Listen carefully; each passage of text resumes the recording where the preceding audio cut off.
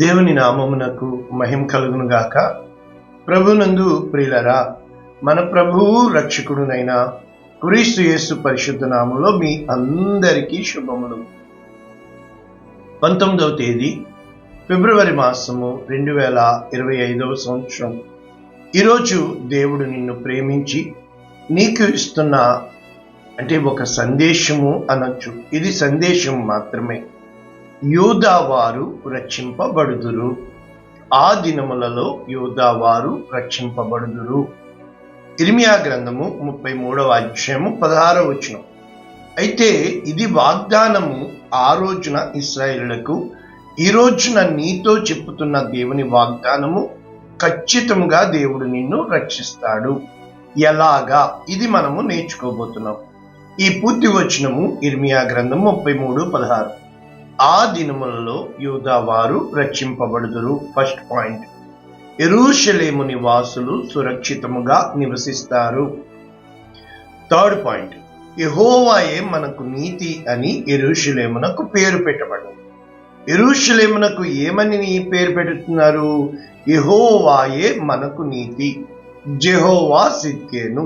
ఇది ఈరోజు వాక్య ధ్యానం. అయితే మనం ఒకసారి ఇంగ్లీష్ వెర్షన్లో చూస్తే Jeremiah 33:16, New International Version. In those days, Judah will be saved and Jerusalem will live in safely.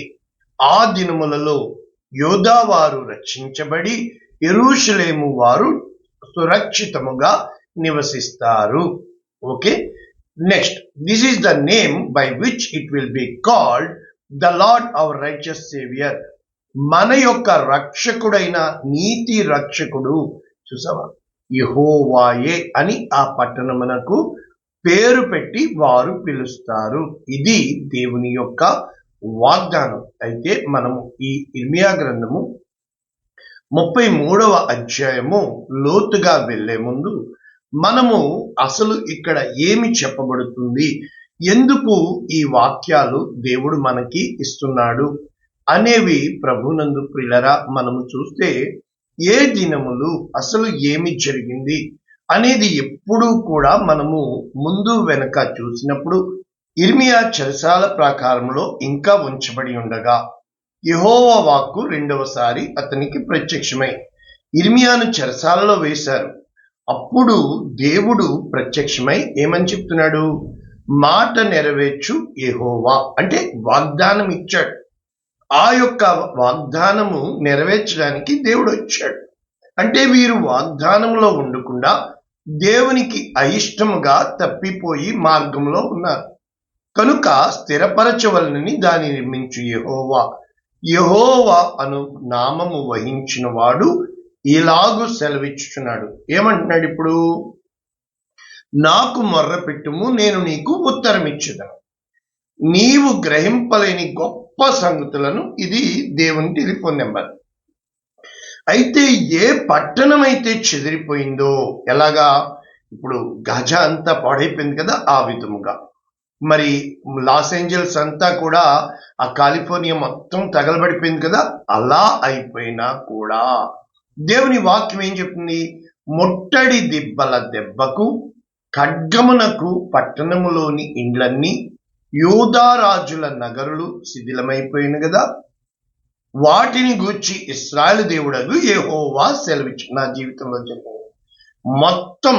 అయితే దేవుడే నాశనమునకు అప్పగించువాడు, దేవుడే తిరిగి కట్టువాడు, దేవుడే చెదరగొట్టువాడు, దేవుడే సమకూర్చువాడు. అయితే నీ జీవితం, నా జీవితం ఒక నిబంధన. ఈరోజు ఎక్కువ వచనాలు చెప్పను, మీకు అర్థం అవ్వడానికి దేవుడు ఏమి ఆశపడుతున్నాడు. ప్రజలారా, మరి ఒక్క మాట మీ హృదయానికి హత్తుకుంటుందో లేదో తెలియదు, కానీ అది ముఖ్యం కాదు. దేవుని వాక్యము, వాగ్దానము నువ్వు నేర్చుకోవాలా, దేవుని గుణగణాలు నువ్వు నేర్చుకోవాలా, దేవుని ఇష్టము నువ్వు తెలుసుకోవాలా, దేవుని చిత్తము నువ్వు తెలుసుకోవాలా. కనుక ఏమంటున్నాడు? వారి చెడుతనమును బట్టి నేను విముఖుడనై మహాకోపము చేత హతులై కళేబరములతో కల్దీయులకు సంతృప్తి కలుగుటకై వారు వచ్చుచుండగా. కాబట్టి ఏ శత్రువు అయితే నాశనము చేయడానికి వచ్చేస్తున్నాడో ఇంకా. అయితే ఇప్పుడు దేవుడు యెరూషలేము తట్టు తిరిగిపోయి, అందుకే దేవునితో నడిచేటప్పుడు చాలా జాగ్రత్తగా నడవాలి. నేను దానికి ఆరోగ్యమును స్వస్థతను మరలా రప్పించుచున్నాను, వారిని స్వస్థపరుచుచున్నాను, వారికి సత్యము సమాధానములను సమృద్ధిగా బయలుపరిచెదను అని చెబుతూ ఇవి వాగ్దానాలు. చెరలో నుండి యోధా వారిని, ఇశ్రాయేలు వారిని నేను రప్పించుచున్నాను. మొదట ఏ విధముగా వారిని పెట్టానో ఆ విధముగా తిరిగి స్థాపించున్నాను. కనుక వారి దోషము అంటే పాపము విరోధంగా చేశారు కదా, పవిత్రపరుస్తాను. నాకు విరోధముగా చేసిన తిరుగుబాటులు దోషములు అన్నింటినీ క్షమిస్తాను.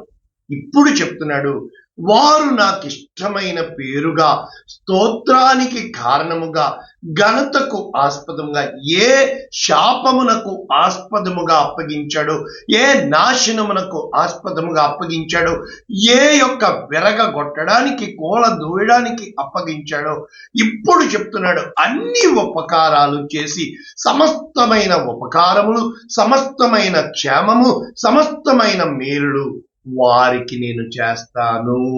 కనుక ప్రభువునందు ప్రియులారా, ఇది వాక్యం. కనుక ఇప్పుడు ప్రజలు అన్నారు కదా, వీళ్ళ సంగతి అయిపోయింది, ఇది పాడైపోయింది, ఇంకా నరులు రారు, వీళ్ళు ఇంకా కలవరు, జంతువులు లేవు, ఏమి లేవు అని చెప్పబడిన ఈ యోధా పట్టణంలోనే, ఈ యెరూషలేము వీధులలోనే ఇది నీ జీవితం కోసం, నా జీవితంలో జరిగింది ప్రతి వాక్యము ఇప్పుడు చెప్తున్నాడు. సంతోష స్వరము, నెక్స్ట్ పెండ్లి కుమారుని స్వరము, ఆనంద స్వరము, పెండ్లి కుమార్తె స్వరము, యెహోవా మంచివాడు, ఆయన కృప నిరంతరము ఉండునని యెహోవా మందిరంలోనికి తిరిగి వారు ఆ యొక్క కానుకలను తీసుకుని వస్తారు. అప్పుడు వారు స్తుతియాగములను తీసుకుని వచ్చి వారి స్వరము మరలా అంటే చెరలోనున్న యోధా వారిని నేను రప్పించుచున్నానని ఎలా చెప్పుతున్నాడో తెలుసా? ఈ స్థలములన్నింటిలోనూ నేను తిరిగి వారిని కట్టబోతున్నానని నీకు చెప్పుతున్న ఈరోజు వాక్యము. నేను చెప్పిన మంచి మాట నెరవేర్చు దినములు వచ్చి ఉన్నవి. హల్లెలూయా, హల్లెలూయా, హల్లెలూయా. నీ కోసము దేవుడు చెప్పిన ఆ యొక్క మంచి మాట దావీదునకు నీతి చిగురు మొలిపించి, ఇంకా చూద్దాం, ఇంకా చూద్దాం, ఇంకా చూద్దాం. కాబట్టి ప్రభువునందు ప్రియులారా, ఇక్కడ దేవుడు దేనితో ఒట్టు పెట్టుకుంటున్నాడు తెలుసా? ఏ విధముగా ఒట్టు పెట్టుకుంటున్నాడు తెలుసా? అసలు దేవుడు ఎప్పుడు ఏ కార్యము చేసినా 20వ వచనం చదవండి. దివారాత్రములు వాటి సమయములలో వండకపోవునట్లు నేను పగటికి చేసిన నిబంధన, రాత్రికి చేసిన నిబంధన మీరు భంగము కలుగ చేయని ఎడలా చేయగలవా? కాబట్టి దావీదుకు నేను చేసిన నిబంధన వ్యర్థమైపోతుంది. ఇంకా ఏం చెప్తున్నాడు ఇక్కడ? ఏమేమి నిబంధన వ్యర్థమైపోతుందని చెప్తున్నాడు ప్రభువునందు ప్రియులారా. అతనికి ఖచ్చితముగా నేను వారసుడినిస్తాను అన్న నిబంధన వ్యర్థమవుతుంది. నా పరిచారకులైన లేవీయులకు, యాజకులతో నేను చేసిన నిబంధన ఆయన ఎందుకు వ్యర్థంగా చేస్తాడు? కనుక ఏమంటున్నాడు ఇప్పుడు? దేవుడు ఎప్పుడు ఆకాశ నక్షత్రముల లెక్కింప సఖ్యము కానట్టు, సముద్రపు ఇసుక రేణువుల నించుట అసాధ్యమైనట్టు నేను వారిని విస్తరింప చేయబోతున్నాను. కనుక ప్రభువునందు ప్రియులారా, ఈ యొక్క మాటలు పగటిని గూర్చిన నిబంధన, రాత్రిని గూర్చిన నిబంధన, నీ దేవుడు నీ పక్షముగా తిరిగి కడతాను అని చెప్పి జాలిపడి చెరలో నుండి రప్పిస్తాను అని దేవుడు చెప్తున్న మాటలు ఎక్కువ చెప్పడానికి ఇష్టపడటం లేదు. సేమ్ టు సేమ్ వాక్యాలు ఎక్కడున్నాయో తెలుసా? ఇర్మియా గ్రంథము 23వ అధ్యాయము 5వ వచనం. యెహోవా ఇలాగు ఆజ్ఞించున్నాడు, రాబోవు దినములలో నేను దావీదునకు నీతి చిగురును పుట్టించెదను, అతడు రాజై పరిపాలన చేయును, అతడు వివేకముగా నడుచుకునుచు కార్యము జరిగించును, భూమి మీద నీతి న్యాయములు జరిగించును, అతని దినములలో యూదా రక్షణ నందును, ఇశ్రాయేలు నిర్భయముగా నివసించును, యెహోవా మనకు నీతి అని అతనికి పేరు పెట్టుదురు. చూసారా, ఇక్కడ నీతి అక్కడ నీతి, నా దేవుని నీతి నేను చూచెదను. చాలాసార్లు మన స్వనీతిని నమ్ముకొని, మన సొంత భక్తిహీనతను నమ్ముకొని, మన సిద్ధాంతములు నమ్ముకొని, మనకు అర్థమైంది నమ్ముకొని మనము అనేక మందిని దూషించు వారంగా ఉన్నాం. ఏ రోజునైతే మనం ఇంకా అర్థం చేసుకుంటాము, ఇంకా దేవుని యందు గుణగణము కలిగి ఉంటామంటామో, ఇక్కడ దేవుని యొక్క వాక్యం ఎక్కువ చెప్పడానికి ఇష్టపడటం లేదు. మీకు కాంటెంట్ అర్థం కావాలి, దేవుని మంచితనం అర్థం కావాలి, దేవుని గొప్పతనం అర్థం కావాలి, దేవుడు మంచివాడని నువ్వు తెలుసుకోవాలి. యెషయా గ్రంథం 45వ అధ్యాయం 18వ వచనం, ఆకాశమునకు సృష్టికర్తయగు యెహోవాయే దేవుడు, ఆయన భూమిని కలుగచేసి దాన్ని సిద్ధపరిచి స్థిరపరిచాడు. ఎలాగా? నిరాకారముగా ఉండినట్లు ఆయన దాన్ని చేయలా. మరి మొట్టమొదట దేవుని వాక్యం చూచినట్టు భూమి నిరాకారముగా శూన్యముగా ఉండెను, అగాధ జలములు ఉన్నాయి, అప్పుడు చీకటి కమ్మి ఉండిను దేవుని ఆత్మ.